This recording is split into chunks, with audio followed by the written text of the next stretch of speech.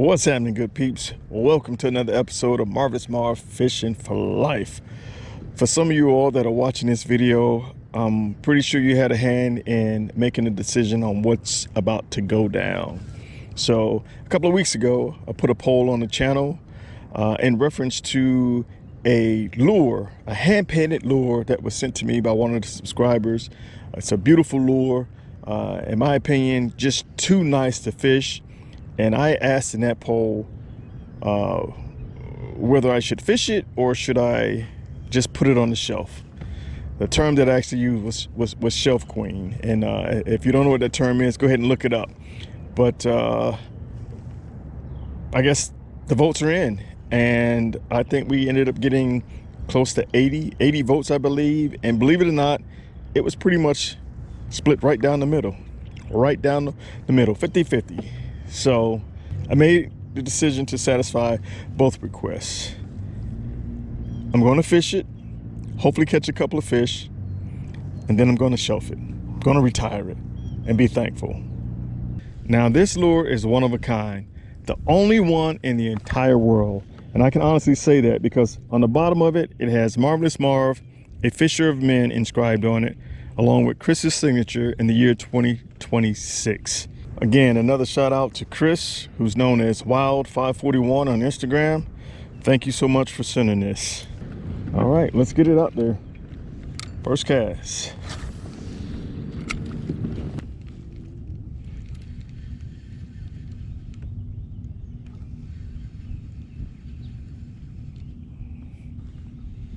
If I had to go with what species of bass would go after this lure first, between the largemouth and the spotted bass, I would have to say the spotted bass. In my opinion, they're a lot more aggressive than the largemouth, and to me, a lot more curious. So I'm going with the spotted bass. Gotta be a hungry bass somewhere.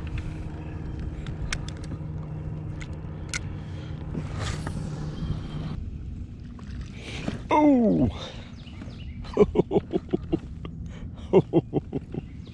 We'll just call that a taunt. Fish just being super curious, but not curious enough.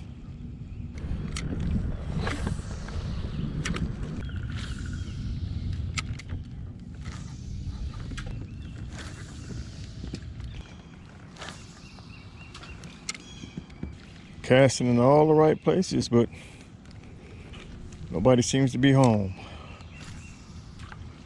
We've been hitting a lot of docks, but no takers.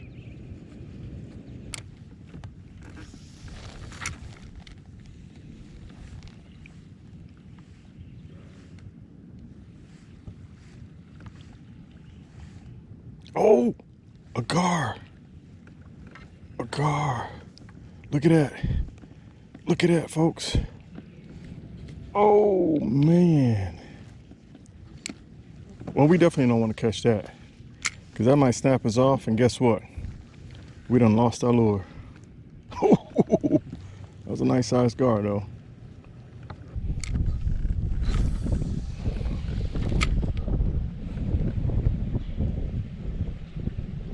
I'm thinking this hand-painted lure is too purty to bite. We might have to dirty it up or bang it up a little bit. See if that changes things.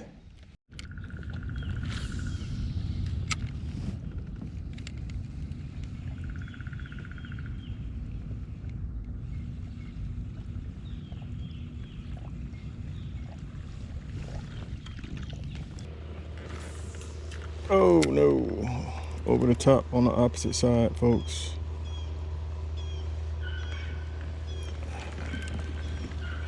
And we got it loose, cool.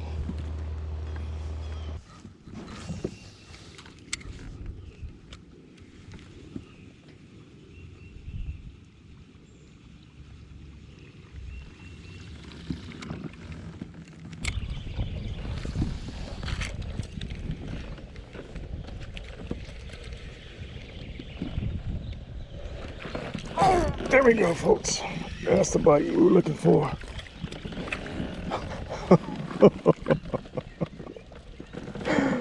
Oh, Okay. This won't count, folks, because this is not a bass. We're looking for a bass. It almost looked like a bass was chasing this bluegill. But we got this one hooked on the top of the head. We'll get him loose and we'll get back out there. This is just a warm-up, does not count. Be careful so we don't get hooked.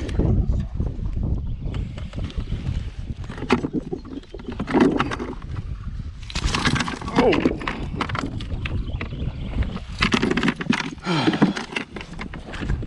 Thank you. It unhooked itself.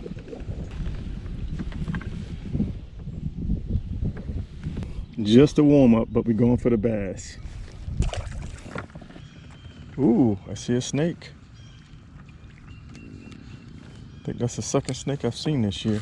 That looks like a pretty big one there too. I think it's going up on land. Oh, we got fish jumping, snake swimming.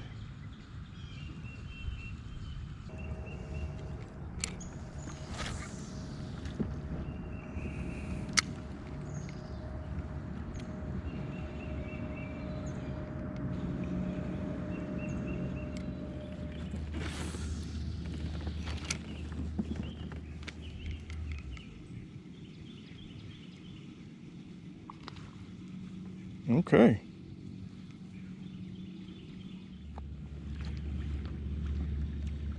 Oh!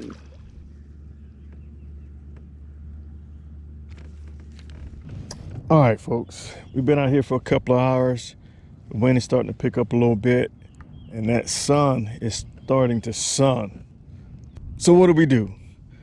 Do we retire this beautifully hand-painted topwater frog lure? Of course not. That would be like a fighter going into the ring for his very first fight and his opponent not showing up. And then he decides to retire afterwards. What is that about? That's not what's going to happen with this topwater lure. We're going to fish it until we catch a fish. Then we'll retire it. What do y'all think about that? I mean, it's not the frog's fault that the fish didn't show up. So we're going to give it another chance. So y'all are just got to stay tuned, stay engaged, and see what happens. Till next time, till next video, y'all be easy.